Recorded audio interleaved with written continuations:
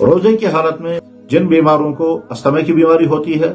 یا سینے کی جکڑن کی بیماری ہوتی ہے، روزے کی حالت میں ان کو انہیلر استعمال کرایا جاتا ہے. اسی طرح سے روزے کی حالت میں سٹیم کا علاج کرایا جاتا ہے یا نیبولائزر پمپ استعمال کرائے جاتے ہیں. ان تینوں چیزوں کے متعلق فیصلہ یہ ہے کہ انہیلر سے تو روزہ ٹوٹ جائے گا،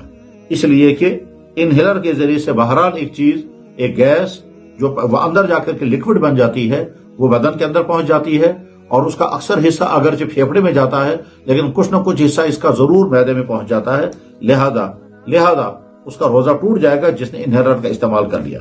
روزے کی حالت میں سٹیم لینے کے متعلق کیا حکم ہے؟ تو جواب یہ ہے کہ یہ سٹیم اگر حلق کے ذریعے سے اندر لی گئی ہے، اگر